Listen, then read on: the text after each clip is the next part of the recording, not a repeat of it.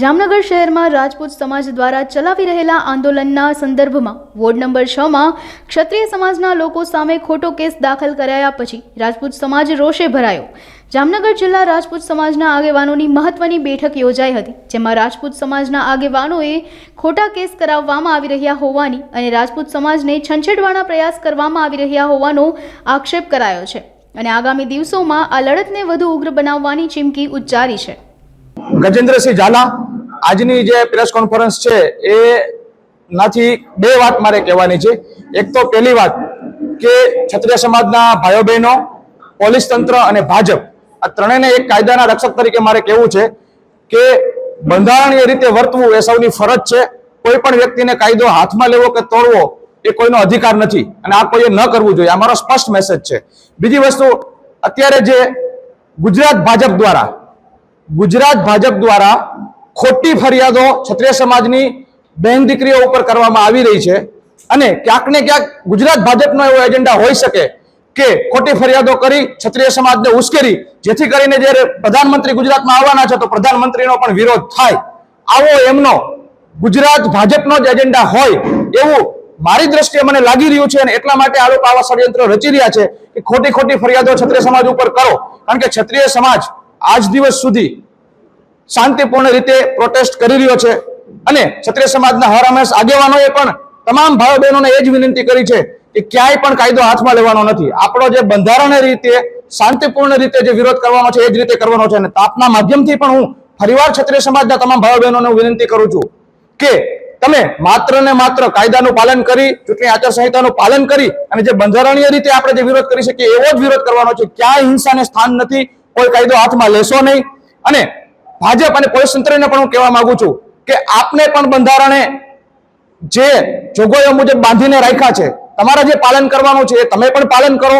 તમે પણ આદર્શ આચારસંહિતા અને જે પોલીસ મેન્યુઅલ છે, જે ભારતના કાયદાઓ છે એનું તમે પાલન કરો। પોલીસ ઓફિસર કોઈ પણ છે, કોઈ પક્ષના કે કોઈના બહેકાવામાં આવી કોઈના પર્સનલ પીઠું બની અને કામગીરી કરશે તો કાલ સવારે એમની સામે પણ વ્યક્તિગત કાર્યવાહી થાય અને એમના કુટુંબને અને એમની નોકરી ઉપર ખતરો આવે એવું હું નથી ઈચ્છતો। કારણ કે પોલીસમાં અને પ્રશાસનમાં જે લોકો નોકરી કરી રહ્યા છે એ આપણા જ ભાઈ બહેનો છે। ચૂંટણી કાલ પતી જવાની, હારવાવાળા હારીને ઘરે જતા રહેવાના, જીતવાવાળા જીતીને દિલ્હી જતા રહેવાના, પરંતુ જે કાંઈ કેસો કે આ થશે એ પોલીસ પ્રશાસન હોય, અન્ય પ્રશાસન હોય એના અધિકારીઓને ભોગવવાનું આવશે અને સમાજના લોકોને ભોગવવાનું આવશે। તો આ જે ગુજરાત ભાજપ જે ષડયંત્ર રચી રહ્યું છે એ ગુજરાત ભાજપનું ષડયંત્ર મોદી સાહેબની સામે હોઈ શકે। આ સૌ મીડિયા વાળાને વિનંતી કરું છું કે આ પ્રજાની સામે લાવો અને ખુલ્લું પાડો। આજરોજ જે પત્રકાર પરિષદ મળી છે એમાં અમારો મુખ્ય મુદ્દો એ છે ભાજપના આગેવાનો દ્વારા ખોટા કેસો કરાવી ક્ષત્રિય સમાજને ઉશ્કેરવાના પ્રયત્નો થઈ રહ્યા છે। અત્યાર સુધીના અમારા આંદોલનો છે એ આંદોલનો અહિંસક રહ્યા છે।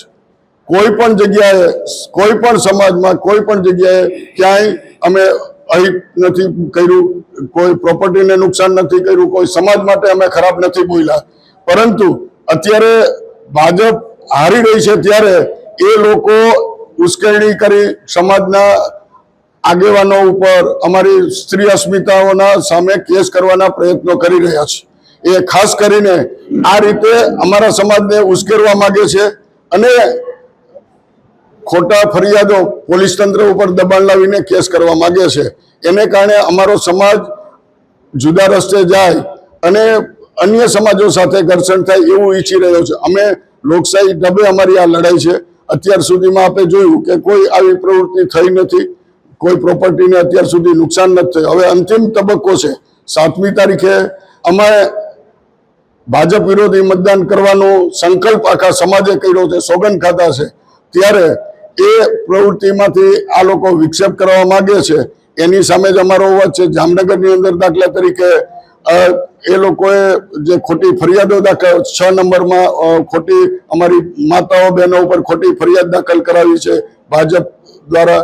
એ જ રીતે કલ્યાણપુરમાં પણ ખીદ્દર ગામમાં ખોટી ફરિયાદો દાખલ કરાવી છે, નનામી નામ વગરની કરે છે, ઉશ્કેરી રહ્યા છે।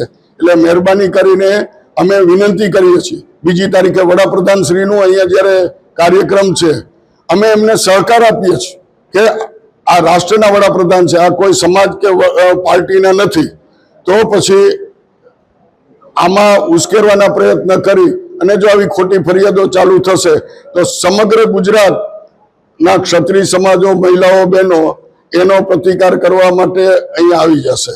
એટલે આ પરિસ્થિતિમાં અમે એ જ વિનંતી કે અમને મહેરબાની કરીને ખોટી રીતે છંછેડો નહીં. અમે લોકશાહી ઢબે લડીએ છીએ.